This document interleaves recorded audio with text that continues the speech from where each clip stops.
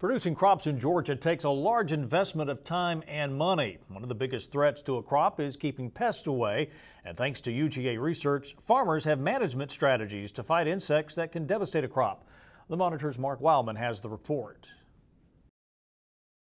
In this small research plot, UGA Extension entomologist Stormy Sparks is glad to see a thriving insect population. That is because his goal was to develop solutions to keeping pests like the ones found here away from farmers' fields. My responsibilities are primarily in insect pest management and commercial vegetable production. So we work with a lot of different crops, a lot of different pest systems, and figuring out how just best to manage pests in those crops. Working with vegetables has its challenges.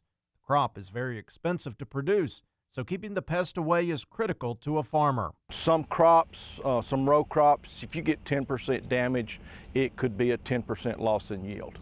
In some vegetable crops, 10% damage in a field may prevent you from harvesting that field, so you could very easily have 100% loss with very low damage. Every crop of vegetables is different, so research must be conducted on a wide variety of pests. This is collard plants. This is a test where we're looking at control of caterpillar pests. So where you see the holes in the leaves, that's where we have failed to control caterpillar pests. Some of the more important ones we deal with are diamondback moth and coal crops. Very well known worldwide for resistance to insecticides, makes management of that pest very difficult.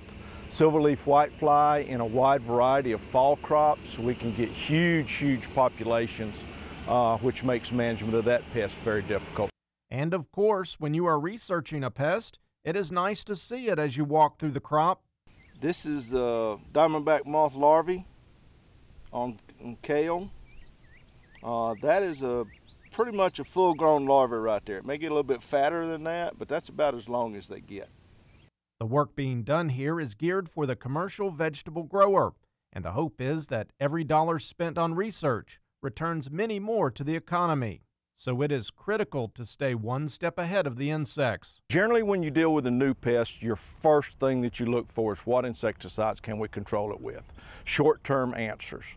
How can we produce the crop, manage the pest and produce the crop? And then once you found those solutions, you start looking at what are the alternatives we can do as well. Now, if there's something glaring that's very easy to do, we'll implement that immediately, and usually that's insecticides.